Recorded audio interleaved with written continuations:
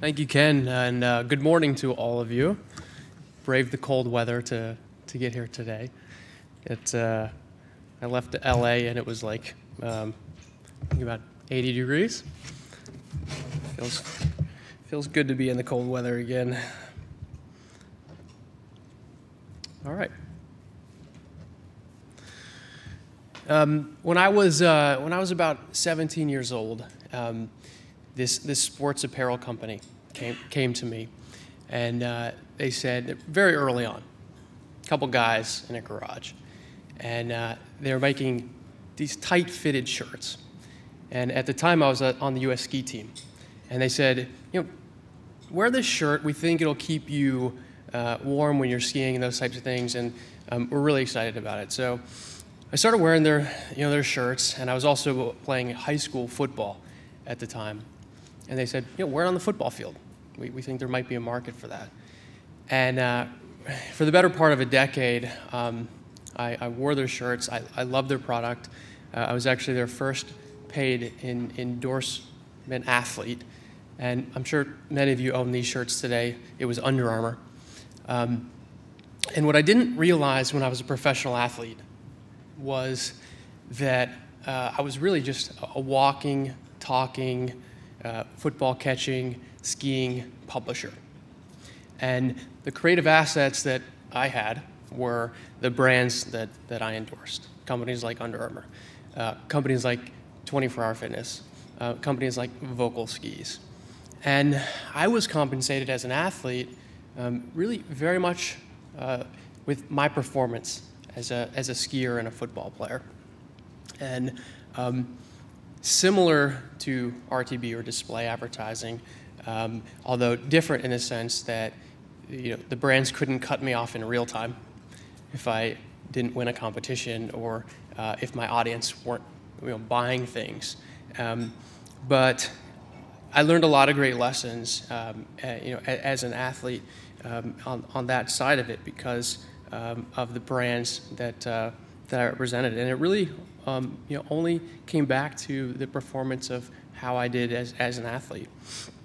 And now in the Integrate, with the internet space, I started Integrate 3 years ago. I'll tell you a little bit more as we go, but I'll focus more on RTB and what we're doing on the exchanges and display and past display. But started the company 3 years ago. We're backed by NBC Comcast. We have 150 employees, and we've raised about $17 million in capital. You guys, the marketers in the room, have probably asked yourself these questions with many of the campaigns that you run. How am I going to reach the right audience? Is my advertising working? Am I targeting the right customer? And the RTBs and exchanges are actually doing a really good job of helping advertisers and marketers address some of these questions and bring visibility into the ads that we're buying. And first, with a little bit of a history of the RTB, the idea of bid-based buying has been around really for about a decade. But on the exchange, at the second price exchange, it's really only caught fire the last couple years, two to 3 years. But it's a really exciting time for programmatic buying. And we're seeing it start to extend well past display into other channels.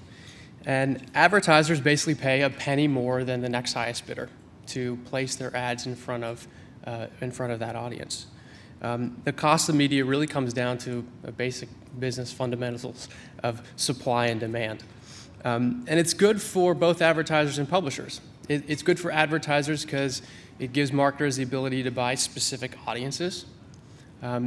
It helps them expand their reach of the people and the consumers that they're able to target, and they can access this inventory, sometimes remnant, sometimes premium, at fractions of the cost of going direct to the publisher. And it's also good for publishers because publishers have a lot of unsold inventory. And the exchanges are a good way for those publishers to monetize that unsold inventory. And we're also starting to see an interesting trend in RTB where it's not just remnant. Publishers are starting to put on premium space into the RTBs and selling that premium inventory through the exchanges. And it's because of this growth that RTB is now the fastest growing area of digital advertising. Last year alone, $2 billion were spent on the RTB exchanges. According to eMarketer, they project that $3.3 billion is going to be spent this year on the exchanges and just display. That's a 60% year-over-year growth. It's a really exciting time for companies like Integrate and ad agencies that have trading desks and marketers to be able to access display inventory. eMarketer also estimates that 19% of all digital spend is going to happen this year on the RTBs, and that's going to grow to 22% next year.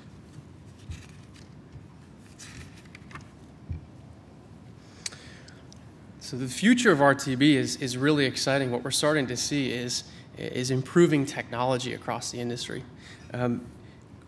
Inventory growing, publishers putting on more and more inventory across all of these exchanges. The SSPs like AdMeld and PubMatic and Rubicon bringing more premium inventory to the exchanges as well. And the industry is really starting to mature. How many people in the room bought off the exchanges last year? And how many of you had some sort of DR focus in mind? And how many didn't have a DR focus in mind and really more for branding or brand lift? So, and more people raised their hand for DR metrics because, you know, traditionally, really the last three or four years, DR marketers primarily use the exchanges to filter down to an action, some sort of action inside their advertising. But we're seeing more and more advertisers running just straight branding campaigns. And according to Casale Media, 1/2 of all media plans now involve some sort of brand lift metric, and 70% of their advertisers are brand-based advertisers. So the exchanges are starting to see a shift towards brand. Has anybody bought on a viewable impression? This is a really important metric and a great way to buy on the exchanges. Not a lot of people are doing it, but basically a big publisher that I won't say their name because it wasn't published, but they did a study and they found that only 20% of the display ads were actually visible to the consumer that was looking at it.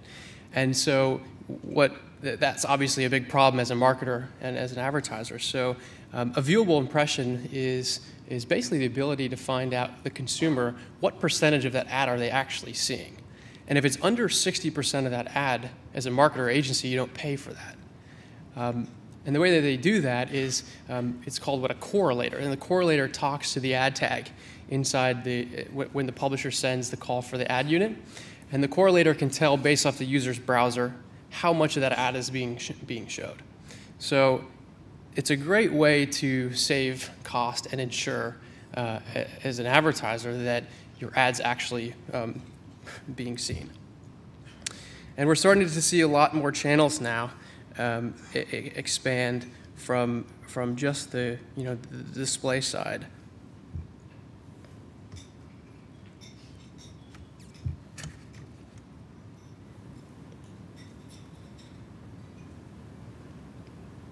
So we talked a little bit about the premium inventory and the growing channels. We'll talk a little bit about the growing channels outside of display. If you open your pamphlet, you'll read a little article about X-Access and Tribune Media. They announced a partnership to trade radio in real time. So we're starting to see radio being bought in real time. We're starting to see mobile bought in real time. Companies like Share Through and Ad Supply are selling this type of inventory. If you heard the news out of Dish about 3 weeks ago, they announced an effort to sell audiences on traditional TV in real time. So RTB is starting to extend well past just display. We're also starting to see terms coined like native advertising. If you open up your iPhone and you open Facebook, chances are you'll see an ad on the second part of your news feed. So advertising is starting to be integrated in our social feeds, in our social lives. Same thing happens on Twitter as well. So I think it's really important, if the people that raise their hand know this, if you haven't bought off the exchanges before, I think it's important that you keep in mind what the best practices are, because you can really mess it up.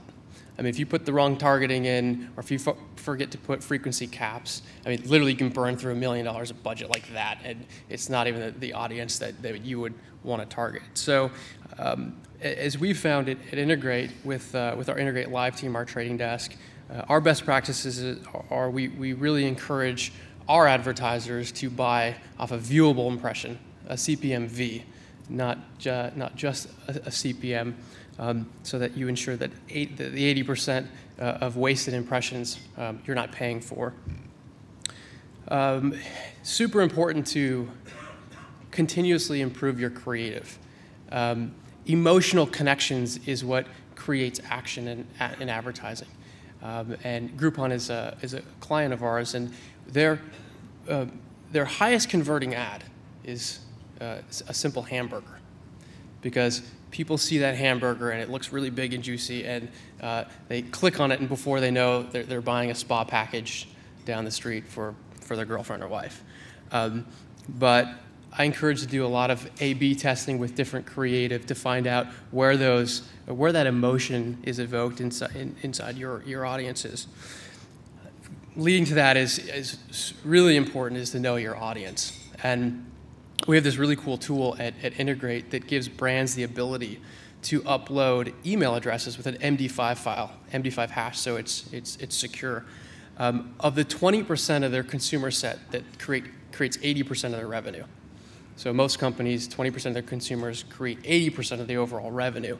And this tool allows the advertisers to understand what that 20% looks like at a granular level, across demographics, across purchase behaviors, across what content they're reading. And what you can do is you take that segment type and you batch it right into your buying engine so that you can find duplicate people. You can find clones of your, quote, best purchasers. Whether you do this through Blue Kai, whether you do it through Experian or Nielsen, very important to know your target audience for your brand, because you can target the exact same way through the exchanges. And also build a whitelist. Companies like ComScore, we build whitelists for brands through Access and ComScore to understand reach, understand frequency, understand purchase behaviors. And we'll put together specific sites that we want to buy through the exchanges on. That seems to really help. And as programmatic buying gets more spread out, into radio, well into display now, but into TV, if you look at the Lumascape chart, advertising is already so spread out. It's super important that you find a solution that can glue all this together into hopefully a single interface. So, AppNexus and Invite primarily display, but at Integrate, we see a world where everything's integrated into a single platform, and creating consolidation and taking a fragmented industry of all these different partners everywhere and gluing them together in one single interface, so that a lot of agencies are white labeling us today, and unrolling them to their clients as their technology, which is great. We don't mind. But I think it's really important to create operational efficiency inside advertising and understand where your ad spend's going, and to own all your data, that it's happening in an integrated platform. In closing, just a little bit more about our company. We won the Best New Company at the Golden Bridge Awards last year. It was a great honor. Last year, the year before, Twitter won that. So we have some big shoes to fill there. We are part of Forbes' most innovative companies, 30 under 30.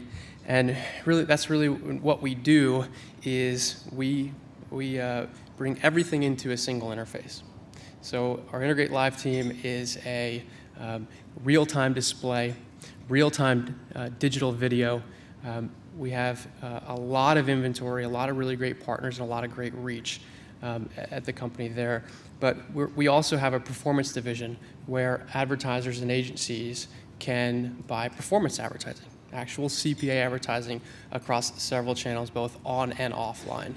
And as we move up the funnel, we're working on a TV project now with our investor Comcast to hopefully bring in programmatic buying, make sense of it, and offer a more streamlined and scalable solution to traditional TV. So thank you for the opportunity to speak with you this morning, and hope you have a great conference.